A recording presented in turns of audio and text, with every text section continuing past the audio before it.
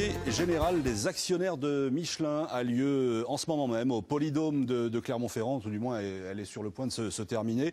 Laurent Pelletier, bonjour, vous êtes sur place. Le groupe Michelin est-il toujours en bonne santé ?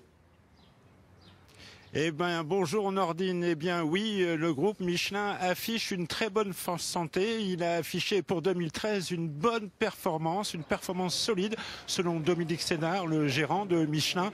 Alors, des chiffres présentés aujourd'hui à peu près 1500 actionnaires.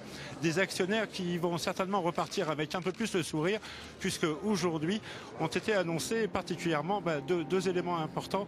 La première chose, c'est le dividende par action reversé aux actionnaires. Il atteint un chiffre que depuis 10 ans on n'avait pas atteint, 2,50 € par action.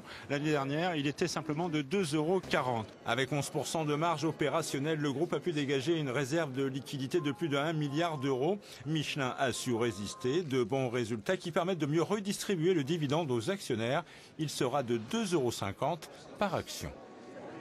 Autre point et résolution adoptée par l'Assemblée, la rémunération de Jean-Dominique Senard qui est fixée à 2 107 000 € par variable et fixe compris. Et enfin, une nouvelle nomination, c'est une première, celle de Cyril Pougon, actuel secrétaire du CCE Europe, qui représentera les salariés au conseil de surveillance. Avant de franchir les portes de l'Assemblée générale, les actionnaires du groupe Michelin ont tout droit à un tract de la CGT qui dénonce le choix du groupe de mieux redistribuer les dividendes au lieu d'augmenter les salaires.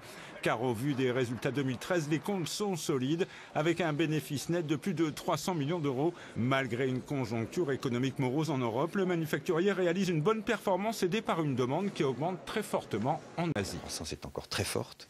On est extrêmement heureux de voir qu'on nous demande nos pneus de plus en plus et que nous courons après nos capacités locales pour pouvoir livrer.